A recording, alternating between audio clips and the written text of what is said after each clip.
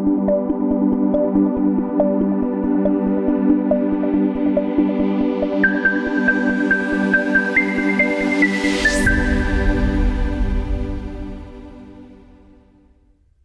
everyone. Hello, people of Iran. Welcome to the 17th episode of podcast Tuesdays Against the Execution. Today is a day dedicated to give you all a kind of update about the situation, and also it will allow me to renew our call to support to fight against impunity for what happening in Iran. Before everything, please apologize me for my my voice today. I'm phonic because of illness season, but if people of Iran can fight against injustice, my voice will never stop raising up on their side, even when it is not at top. So proud to be on your side as usual, and thank you for your trust. So, but today I would like to open our session with a relatively good news once in a while coming from Iran. We heard directly from her lawyer that Sharifay Mohammedi has been reviewed her sentence to death and has been commuted in a second-degree sentence, which means, unfortunately, that she will stay 30 years in a jail with no clear accusation, with in an unjust detention. But the good news is that, grateful to pressure, grateful to the big work of her lawyer, we obtained that she is out of the death row. This is a very great news, and I would love to share with you that and send a big hug, one more, to Sharifay.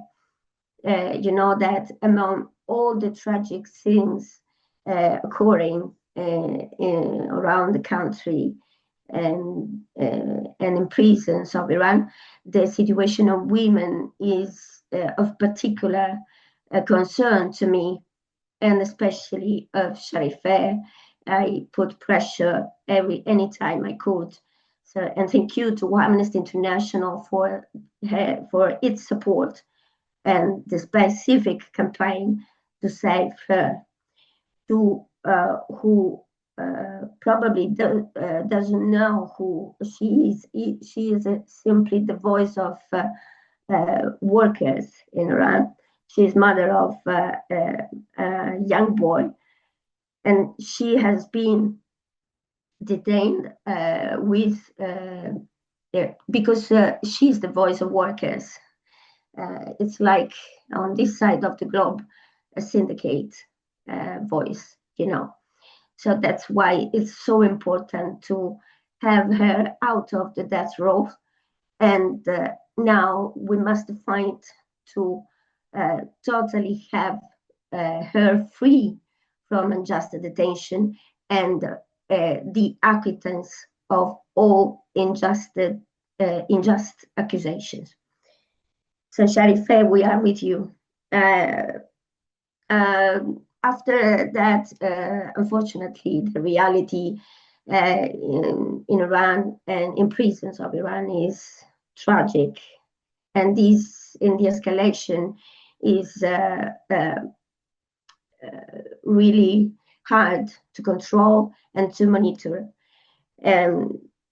My words today are with and for Zahra Tabari, older lady at risk to death. Please stand up with her. the only crime, if you won't use that term, because it's the term used by the regime to sentence her to death, has been just to say freedom, resistance, freedom and resistance. So she just expressed her opinion. And this is the occasion also to make a call to Special Rapporteur on Freedom of Expression, to Special Rapporteur of United Nations on freedom of association, to please raise their voice on the side of people of Iran and women of Iran. This is also a call to the Special Rapporteur on the prevention of violence against the women. She never said a word until now about their situation. Please stand up, and it would be really appreciated to have a joint statement by the interested special rapporteurs at the United Nations to make pressure over the regime and to sensibilize public opinion all around the world about what is happening now and the degeneration of the situation daily. So also let me spend a word.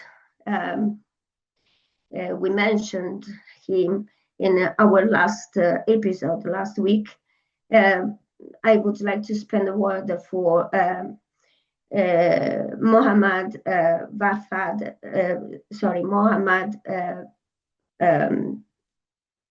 Javad Vafaei Sani, who is, and sorry for my bad pronunciation, who is a boxer. He's detained since 2020. We did, his family made a public campaign, and we are trying to fight for his release, but he's at risk of that sentence too, of the execution of that sentence, because he has been condemned supposedly because he's considered as a member of the opposition, but he's a boxer just expressing his ideas. So this is a call not just to who loves boxing or sport in general. It's a call to everyone to support a young sportsman and to stand at their side. And because of that, I would like to express my appreciation for all those boxing clubs join raising the voice on the side of Mohammad, especially the boxing club here in Santiago de Compostela, who supported publicly on social media the campaign for his immediate release. And so thank you very much for doing that. You can find the appeal on the public social media, and we continue to fight against impunity and also for his freedom. We trust we can do it all together. So today we are at the 19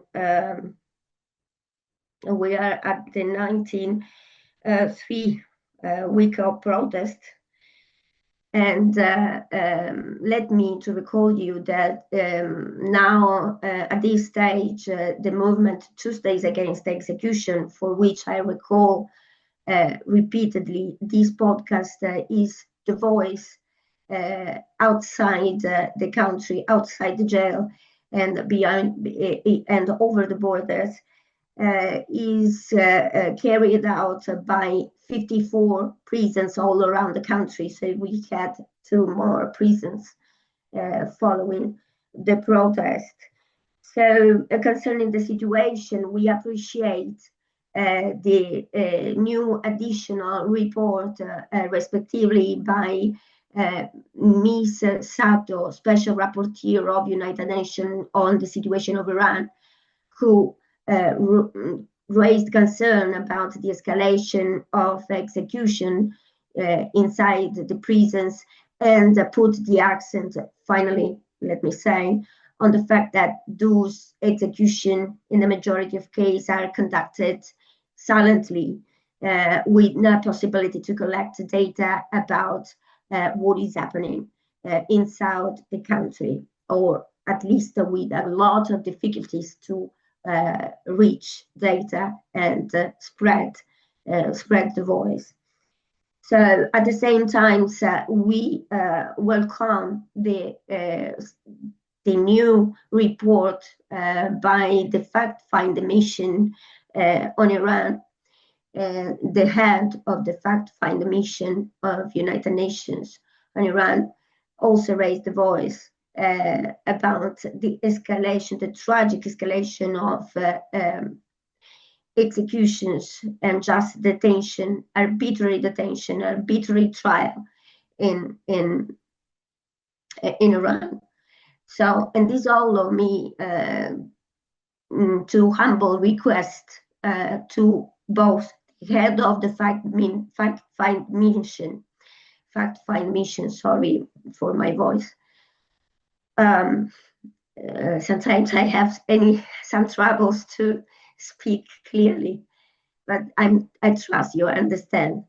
So I call also upon the Special Rapporteur on Iran, Ms. Mato, to join force with all other interested special mechanisms, special procedures of the United Nations, like the Special Rapporteur on due process of law, the Special Rapporteur on fair trial, and so on access to justice, and all possible special procedures concern, again, the Special Rapporteur on the prevention of violence against the women. It's really important to have her voice on the situation of women of Iran, and especially of women in detention condition, in unjust detention conditions. So again, we appreciate the new report, but we need more. This is just the initial step. So if the decision makers cannot do anything or cannot act, we need to raise our voice from the bottom to the top, with the support of international non-governmental organizations like Amnesty International. I'm so sorry for this obliged mandatory interruption because of my illness today. So, but the most important thing is to be here. So if people of Iran can stand up in such a tragic conditions and situation, I must stand up with a simple seasonal illness, right? So I make, as I said, I would like to renew our call to a special mandate of the United Nations, especially because we just had the 80th anniversary of United Nations, and I know that we are in the middle of the debate of the reform because of current financial resources and so on. But it is important still to raise up. So in relation to the mentioned report, as you probably know, in our last episode with the estimated colleague from Nuremberg Principal Academy, we discussed about the possibility to have an ex officio open investigation by the International Criminal Court prosecutor office. And that's why it's important to have such kind of report by the special rapporteur on Iran, by the fact-find mission in Iran, and so on. So we need such report. We need that those reports are more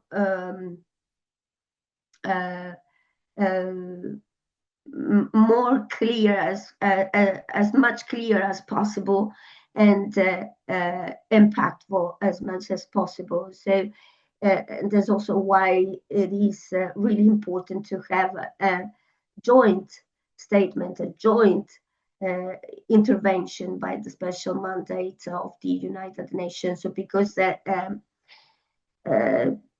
who is not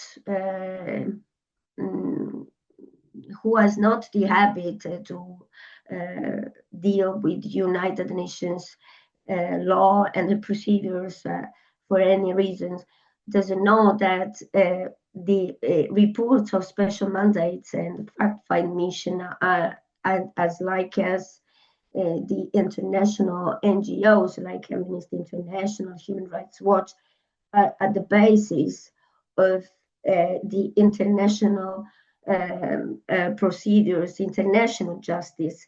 When we are in such a kind of terrible situation, the best way to collect data and to prove to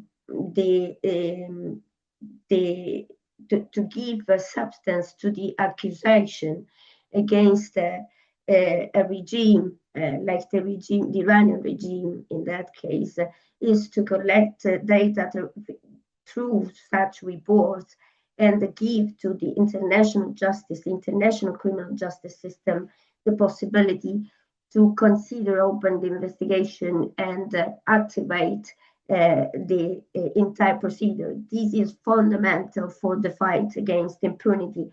And let me here to put the accent and correct someone who publicly said that the fact-find mission is like the most, or the special procedures of the United Nations, something like more close to an international court.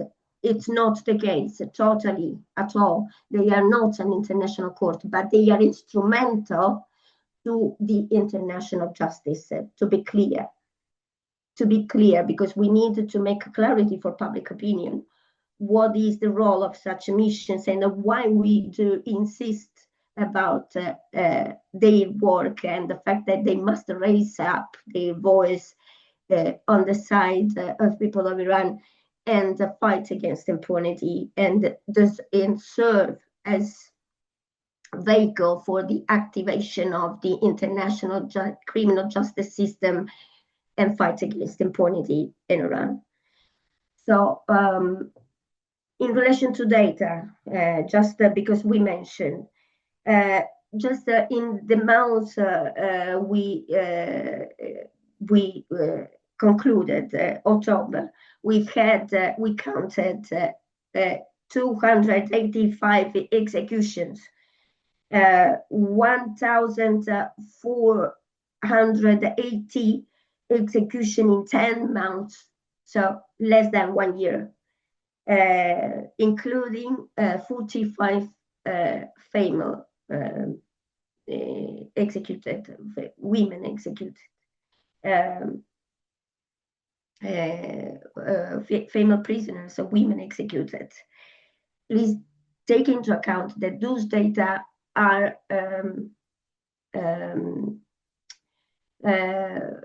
clearly, it's clearly hard to have such data, and that most additional data is impossible to reach them. So it is strictly possible that those number are including higher.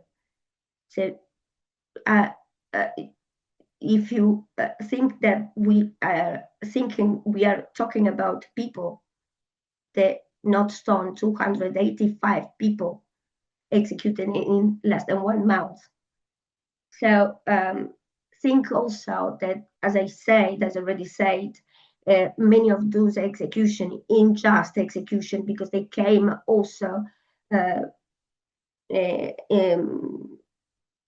we are not thinking about a penalty, is execution, is the use of power to silence voice, to silence dissent, to prevent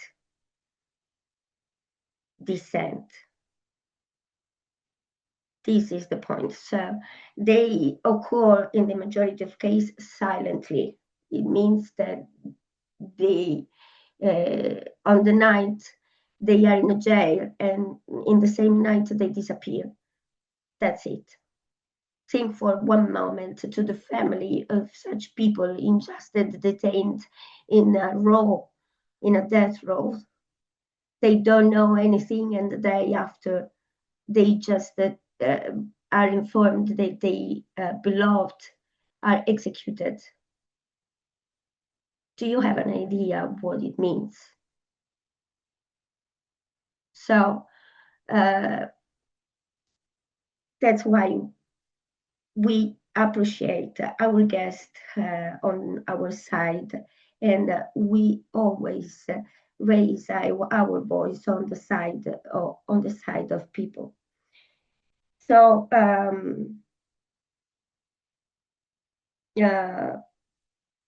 think that these executions, as also mentioned by the special rapporteur on Iran, is unprecedented. No other country has raised that level of execution in so short time, and the situation is increasingly worse day by day, as I said.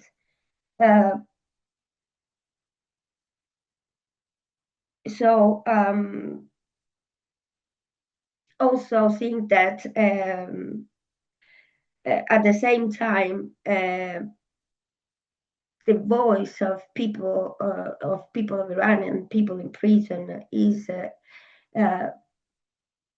still rising up, and this is incredible. You see the tragedy from inside, the fight against that tragedy. That's why we are in the middle to fight against such impunity. They still raising their voice and continue to carry on week-long strike, especially after a new execution, and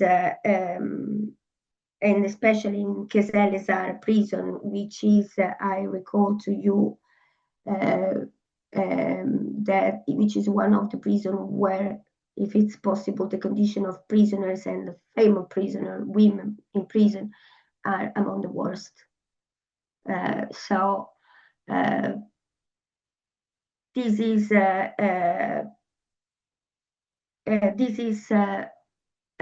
why it is fundamental. I repeat until I will never be tired to repeat that it is important to give voice outside and to stay with all of them, continuing to fight for their freedom, because their fight is our fight.